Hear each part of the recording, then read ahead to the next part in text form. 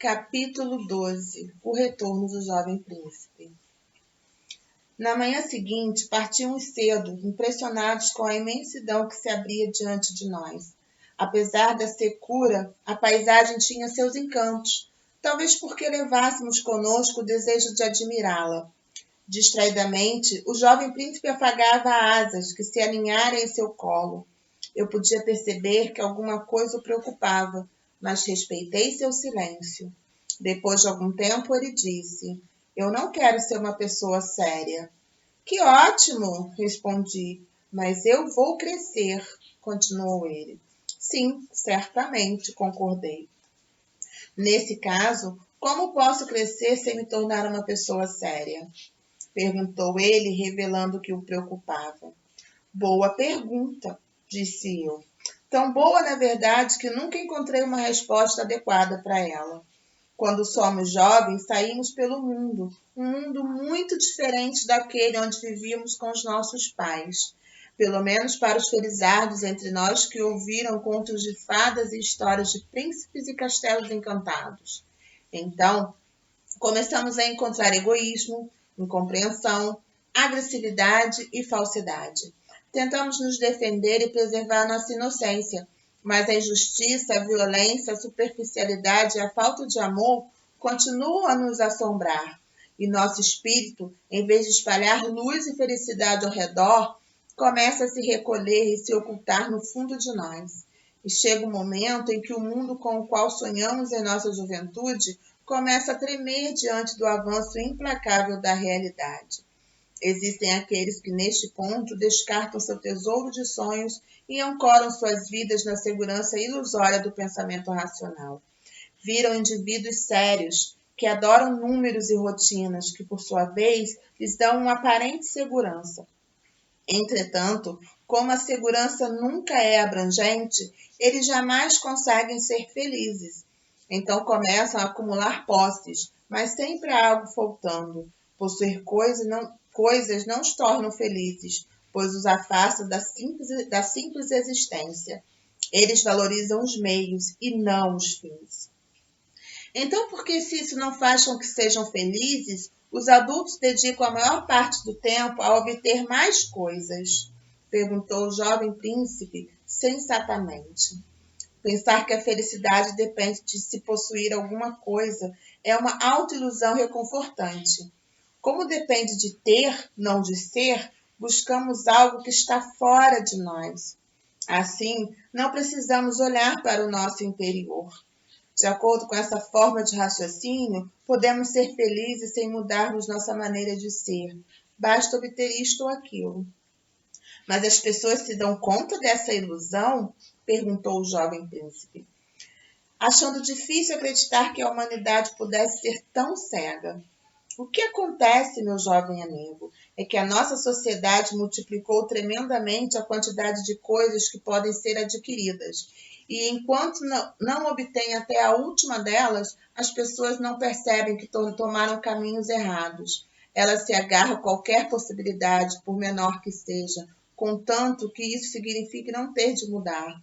O problema é que quando conseguem adquirir a última coisa, já perderam a primeira. São como aqueles mágicos que põem 20 peões para girar ao mesmo tempo, sem deixar nenhum parar. Mas os mágicos só têm 20. Além disso, quando os indivíduos adquirem alguma coisa, logo querem mais uma. Aquela que pensavam que seria a última, já não é a última.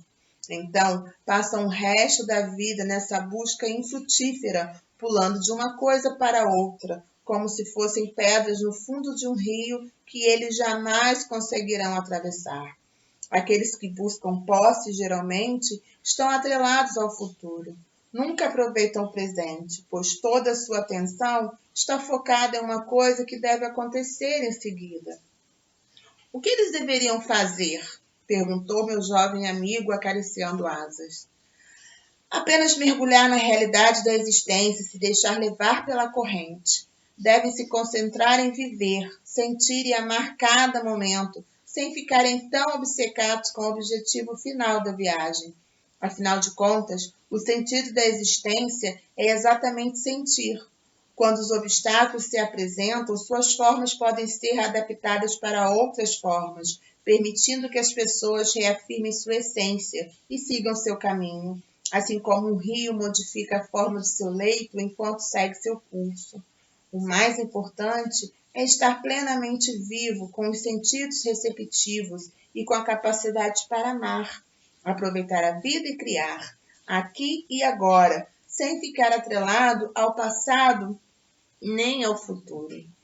Então devemos renunciar às nossas lembranças? Atalhou o jovem príncipe, pois a lembrança da flor e de seu amigo ainda era importante para ele. Não, pelo contrário, as lembranças agradáveis e as experiências gratificantes podem reconfortar você em momentos de solidão e dificuldade. O que você deve evitar é se apegar a esse passado seguro e se prender a ele, negando a si mesmo a experiência do presente. O passado é certo, porque está encerrado, morto.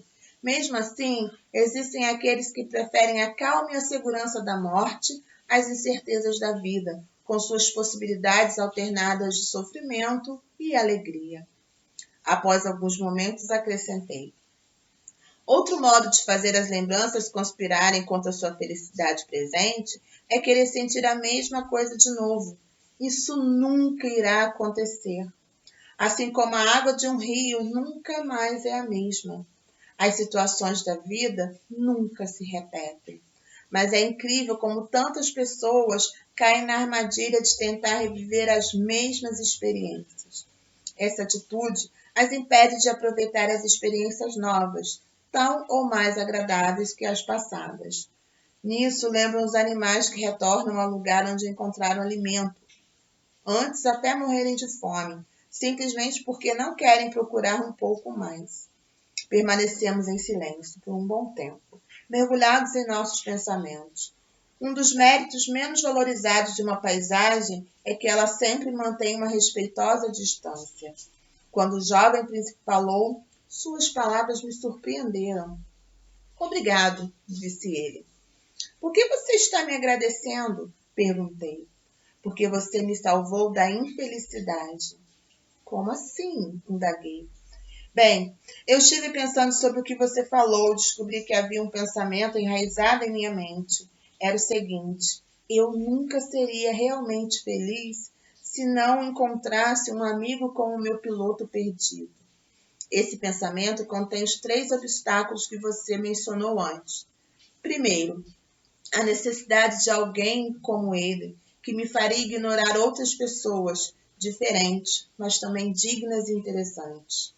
Segundo, a questão da segurança, pois eu nunca vou poder estar absolutamente certo de que encontrei alguém como ele. E terceiro, a busca que faz com que eu me concentre em encontrar alguém que conheço, um acontecimento futuro, sem dar valor às pessoas que estão ao meu lado. Estou vendo que você me entendeu perfeitamente, disse eu com orgulho que os professores sentem diante de um aluno fora de série. Não custa nada prestar atenção, disse o jovem príncipe. Não, não custa prestar atenção. Repeti e ambos sorrimos.